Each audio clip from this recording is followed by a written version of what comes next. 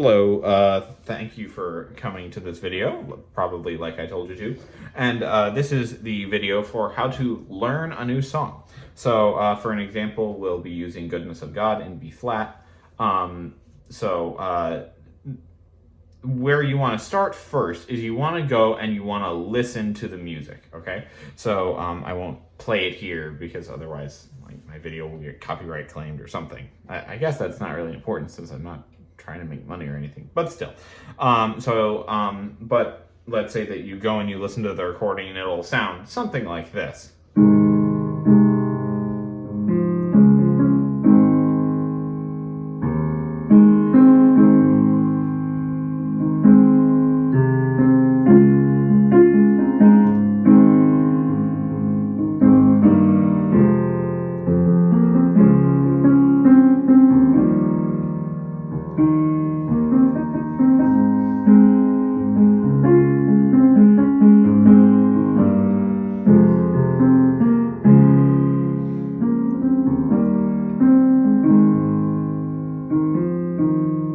So if you were to hear that, and then you were to try to play a B flat chord, which is the first chord of Goodness of God in B flat, which is how we sing it at our church, you're going to notice the difference because the original song is,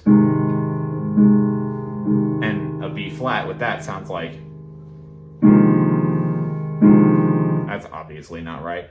So sometimes you'll run into a song that it may have been transposed, and so it's in a different key, and you need to learn that.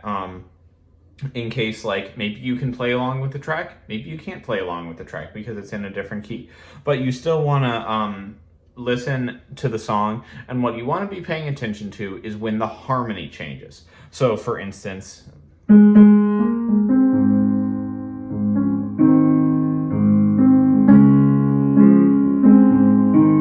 so you can hear there, if you're listening really attentively, that it had one chord, then it changed for a second and went back, that sort of thing. Or maybe you hear later on in the song it goes,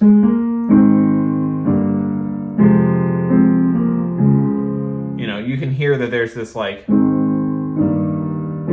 dun dun dun motion, so really get familiar with the song. It doesn't do you any good to look at a chord sheet or sheet music or anything if you haven't listened to the song and heard how it's supposed to sound, because you could play it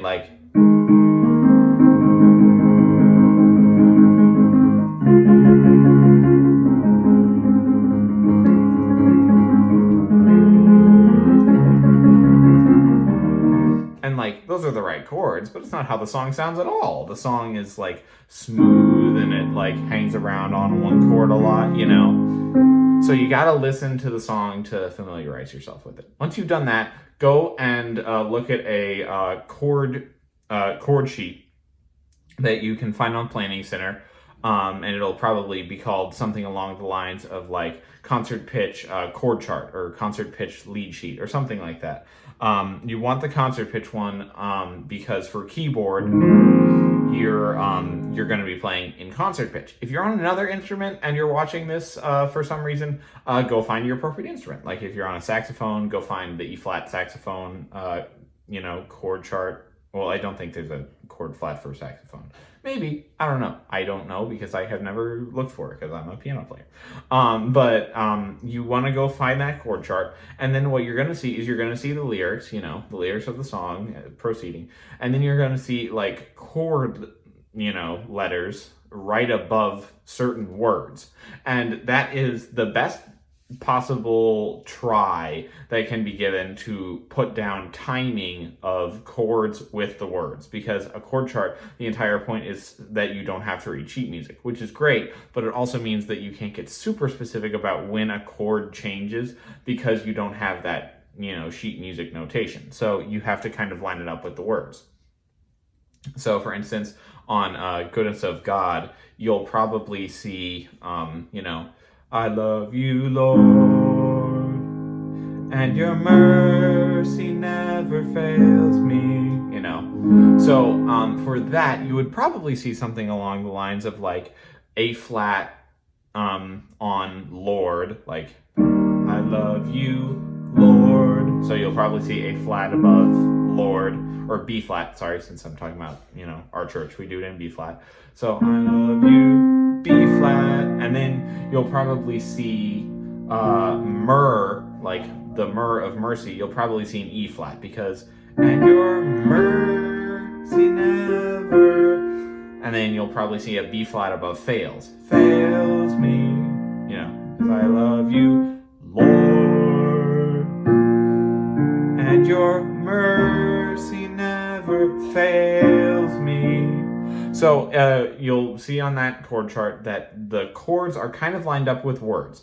And this is where listening to the song comes in. If you've already listened to the song, then you can already remember, like, in your brain, like, where the chord changes kind of line up. And when you see them with the words, well, then it'll be really easy, because then you already, like, kind of know the chord changes from listening to it, and now you have it right in front of you telling you, like, this is where it needs to change with the word.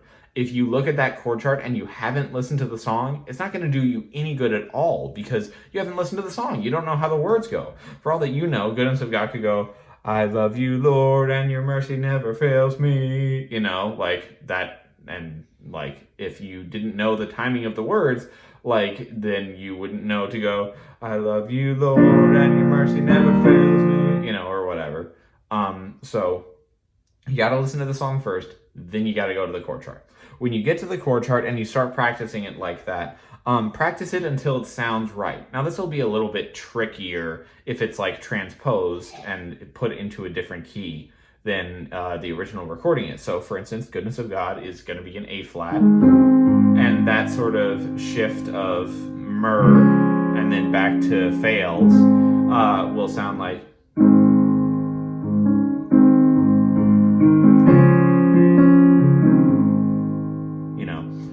but in B flat, it's going to sound like,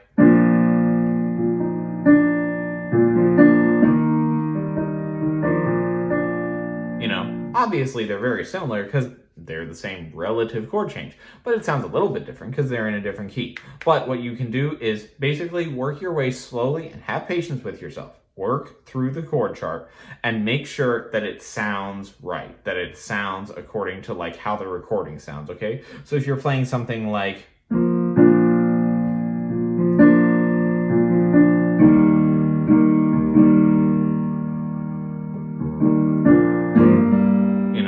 that doesn't sound like the recording sounds. So work through it slowly. Make sure that you're playing the right chords as well. Like if you're new to chord charts and even chords themselves, I know that there are probably going to be some people watching this video who have just like maybe in the last couple months or so started practicing chords at all. That's totally fine. But make sure that you have the right chords, because it doesn't do anybody any good. It doesn't do your music director. It doesn't do your music team. It doesn't do you any good if you're practicing wrong chords, So if it says B flat and you just go, oh, I think that this is a B flat chord, and I think that this is an E flat chord.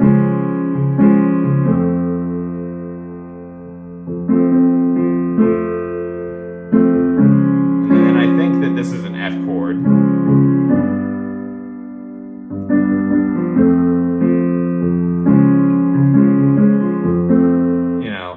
That's not helping anybody. You're not practicing the right chords, and you're trying to practice the right chords to get it into your fingers, the song, so that you can play it with your muscle memory when it gets time to play it on a Sunday. So make sure that you've listened to the song. So walking through what we've learned so far. You got to listen to the song. Make sure that you understand how it sounds. Then you got to look at the chord chart and make sure that you've got the timing of the chords down in combination with how it sounds inside your head. Then you got to start practicing the chords, but make sure that you have the chords correct. Like if you play this,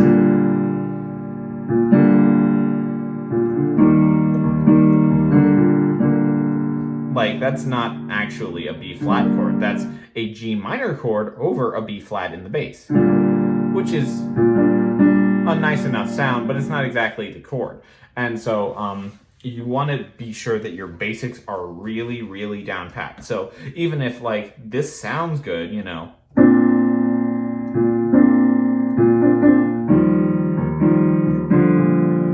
like that sounds nice, but you want to be able to play the super basic, just triad chords before you do anything else, because then if I say, play an E flat triad with a 2 added, well, then you'll do something like what I just did. I did like,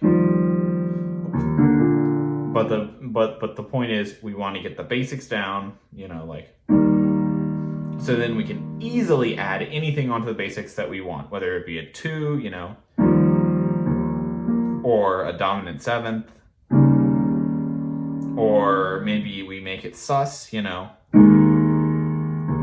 maybe we add a 6. And see, that's all super easy because I know what a triad is, and then I understand how to add on extra stuff to that. So, to go over it again, and I think this will be about it. Listen to the song, make sure that you understand how it feels, make sure you're familiar with the lyrics, make sure you're familiar with like the vibe and the mood of it.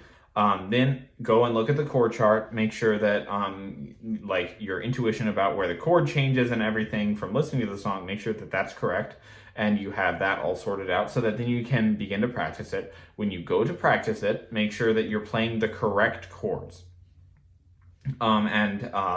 You can make sure of that by using some apps that I have probably provided you. If you don't know what any of those apps are and you're like, apps that he's provided me, maybe you're watching this 10 years down the road and I'm not the music team leader anymore or something.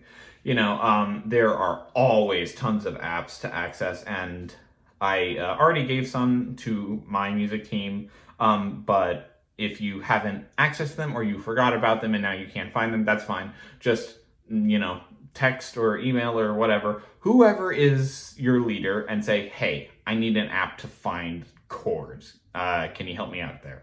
And they will absolutely say, yes, I can. And they will find you something super quickly because there are lots of apps that are super useful for that.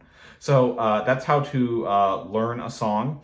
And one final step of that before I let you go, practice. The most important step.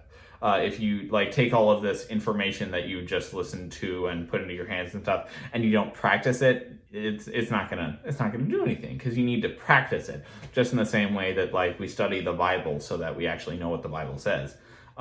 It's the same thing. You're not gonna get to know the Bible without spending time in it, without reading it and reading it over again. And when you get to a spot that you don't understand, you go and maybe look up a different translation, or you go find some notes on it, that sort of thing. If we're not practicing and we're not being super intentional about what we're learning, it's not gonna translate into a good worship service experience that's put together and well practiced. So be sure to follow all that, and that should get you started on learning a new song that you haven't played before. Thanks for watching.